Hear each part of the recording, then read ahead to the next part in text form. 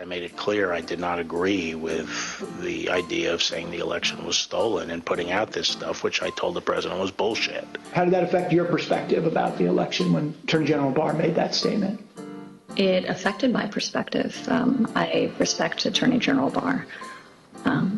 So I accepted what he was saying. We're here just very briefly to make a very important 2 points. Number one, every single thing that has been outlined as the plan for today is perfectly legal. I have Professor Eastman here with me to say a few words about that. He's one of the preeminent constitutional scholars in the United States. It is perfectly appropriate, given the questionable constitutionality of the Election Counting Act of 1887, that the Vice President can cast it aside, and he can do what a president called Jefferson did when he was Vice President. He can decide on the validity of these crooked ballots, or he can send it back to the legislatures, give them 5 to 10 days to finally finish the work. And all we are demanding of Vice President Pence is this afternoon at 1 o'clock, he let the legislatures of the state look into this so we get to the bottom of it and the American people know whether we have control of the direction of our government or not. We have got to finish the proceedings or else they're going to have a complete victory. Until 1887, when Congress passed the Electoral Count Act, the nation had been in considerable turmoil during at least 5 of its presidential elections, beginning as soon thereafter from the founding as 1800. I believe would have been tantamount to a revolution within a constitutional crisis in America, which in my view, and I'm only one man, would have been the first constitutional crisis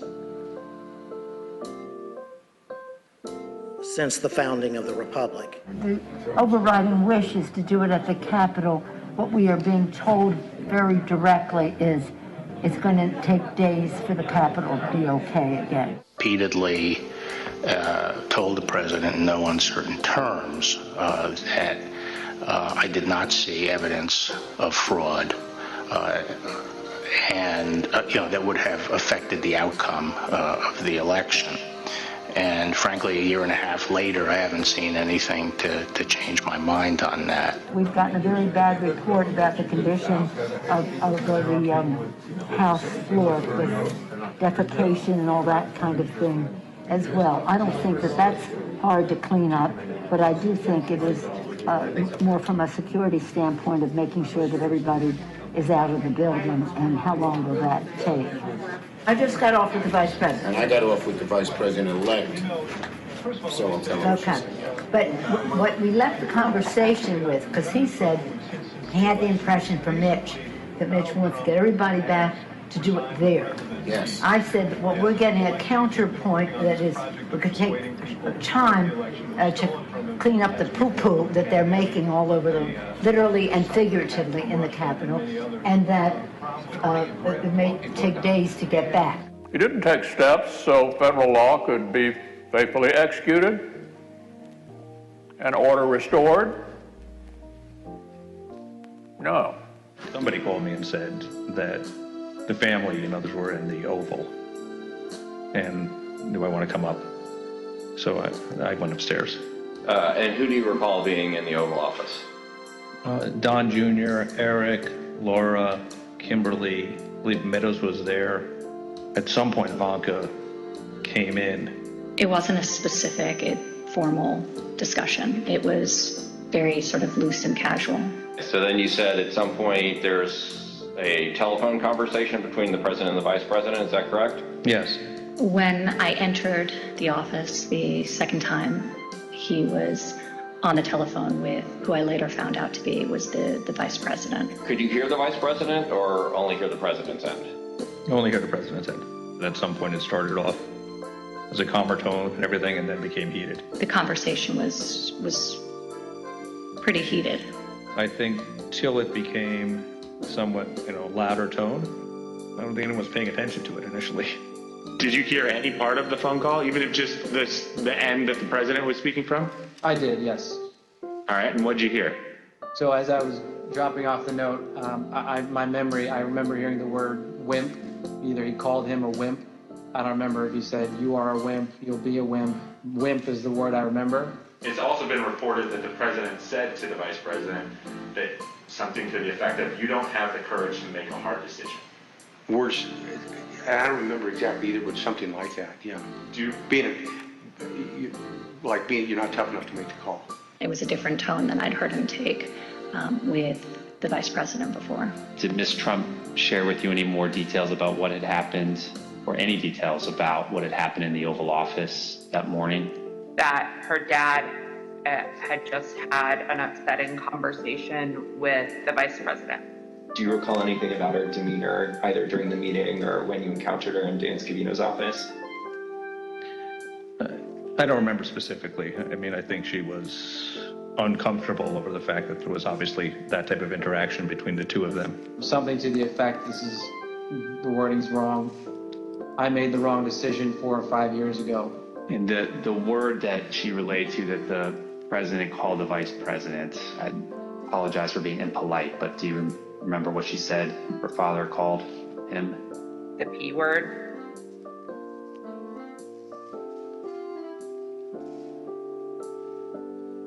Mr. Jacob, how would you describe the demeanor of the vice president following that call with the president? When he came back into the room, I'd say that he was steely, determined, grim. I hope Mike is going to do the right thing. I hope so. I hope so. Because if Mike Pence does the right thing, we win the election. All Vice President Pence has to do is send it back to the states to recertify. And we become president, and you are the happiest people. Mike Pence is going to have to come through for us. And if he doesn't, that will be a sad day for our country. By 2:24 p.m., the Secret Service had moved Vice President Pence from the Senate chamber to his office across the hall. The noise from the rioters became audible, at which point we recognized that maybe they had gotten into the building. Then, President Trump tweeted, "Mike Pence didn't have the courage to do what should have been done to protect our country and our Constitution, giving states a chance to certify a corrected set of facts, not the fraudulent or inaccurate ones which they were asked to previously certify. USA demands the truth." It was clear that it was escalating and escalating quickly. So then when that tweet, the Mike Pence tweet, was sent out, I remember us saying that that was the last thing that needed to be tweeted at that moment. The situation was already bad, and so it felt like he was pouring gasoline on the fire by tweeting that. 30 seconds later, rioters already inside the Capitol opened the East Rotunda door, just down the hall. And just 30 seconds after that, rioters breached the crypt, one floor below the vice president. The Secret Service couldn't control the situation and do their job of keeping him safe.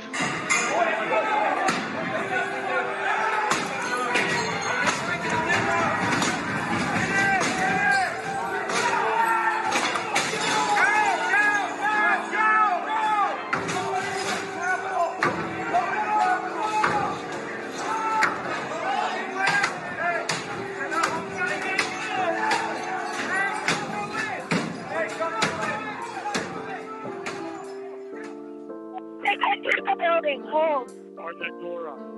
If we're moving, we need to move now. Copy. If we lose any more time, we may lose the ability to leave. So if we're going to leave, we need to do it now. I've gained access to the second floor, and I've got public about 5 feet from me down here below. Okay, copy. They are on the second floor, moving in now. We may want to consider getting out and leaving now. Copy. Will we encounter the people once we make our way? Repeat. Counter any individuals if we made our way to the. The members of the VP detail at this time were starting to fear for their own lives. There was a lot of yelling, a lot of very personal calls over the radio. So it was disturbing. I don't like talking about it, but there were calls to say goodbye to family members, so on and so forth. It was getting, for whatever the reason was on the ground, the VP detail thought that this was about to get very ugly. And did you hear that over the radio? Okay. What was the response by the agents, Secret Service agents who were there? Everybody kept saying, at that point it was just reassurances, or I think there were discussions of reinforcements coming, but again, it was just chaos. They were just yelling. Obviously, you conveyed the disturbing, but what prompted you to put it into an entry, as it states there, service for the county? If they're running out of options and they're getting nervous, it sounds like that we came very close to either service having to use lethal options or worse. Like at that point, I don't know. Is the BP compromised? Is the detail I don't know. Like, we didn't have visibility, but it doesn't. If they're screaming and saying things like say goodbye to the family, like, the floor needs to know this is going to a whole nother level soon. There's 6 officers between us and the people that are 5 to 10 feet away from me. Stand by, I'm going down to evaluate. Go ahead. We have a clear shot if we move quickly. We got smoke downstairs set by unknown smoke set downstairs by the protesters. Is that route compromised? We have this insecure. However, we will bypass some protesters that are being contained. There is smoke, unknown what kind of smoke it is. Copy. Clear, we're coming out now, all right? Make a way. At 2:26 p.m., Secret Service rushed Vice President Pence down the stairs. I'm telling you what, I'm hearing the Pence just caved. No. Is that true? I'm hearing reports that Pence caved. No I'm way. telling you, if Pence caved, we're gonna drag motherfuckers through the streets. You fucking politicians are gonna get fucking drugged through the streets. Yes. I guess the hope is that there's such a show of force here that Pence will decide to do the right thing, according to Trump. Bring out Pence! Bring him out! Bring out Pence! Bring him out! Bring out Pence!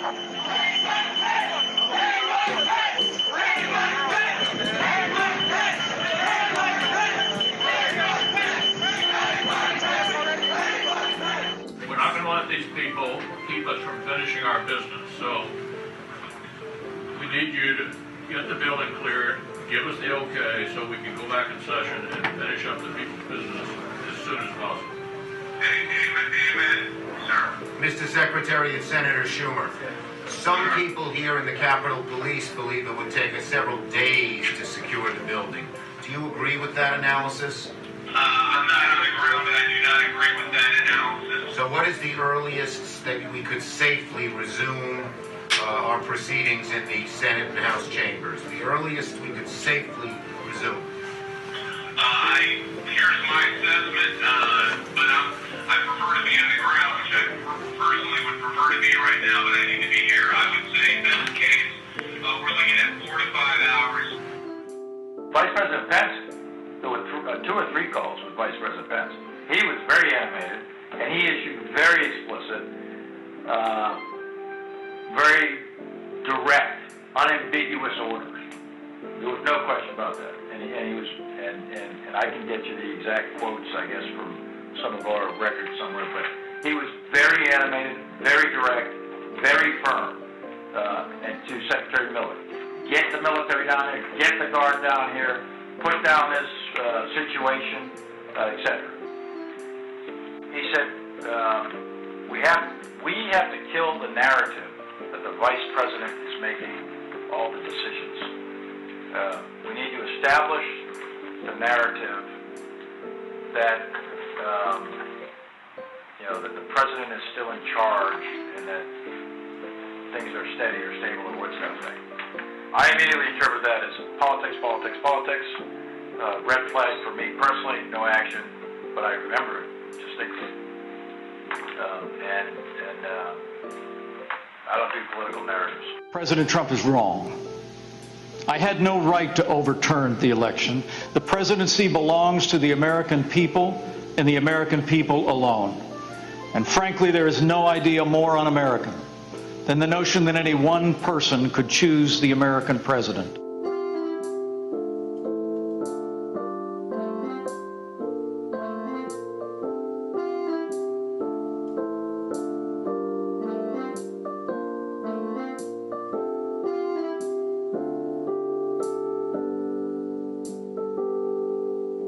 I had 3 discussions with the president that I can recall. One was on November 23rd, one was on December 1st, and one was on December 14th. And I've been through sort of the give and take of those discussions. And in that context, I made it clear I did not agree with the idea of saying the election was stolen and putting out this stuff, which I told the president was bullshit.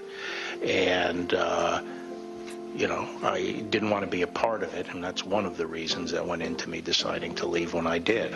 I observed, I think it was on December 1st, that, how can you can't live in a world where the incumbent administration stays in power based on its view, unsupported by specific evidence, that there was fraud in the election. Repeatedly told the president in no uncertain terms that I did not see evidence of fraud, and that would have affected the outcome of the election. And frankly, a year and a half later, I haven't seen anything to change my mind on that. I saw absolutely zero basis for the allegations, but they were made in such a sensational way that they obviously were influencing a lot of people, members of the public, that there was this systemic corruption in the system and that their votes didn't count and that these machines controlled by somebody else were actually determining it, which was complete nonsense. And it was being laid out there, and I told them that it was crazy stuff and they were wasting their time on that. And it was doing a grave disservice to the country. I just got off with the vice president. And I got off with the vice president-elect. So I'm telling you. Okay. But what we left the conversation with, because he said he had the impression from Mitch that Mitch wants to get everybody back to do it there.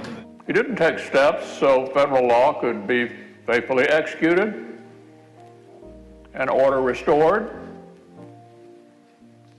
No. I said, well, we're getting a counterpoint that is, we could take time to clean up the poo-poo that they're making all over literally and figuratively in the Capitol, and that it may take days to get back.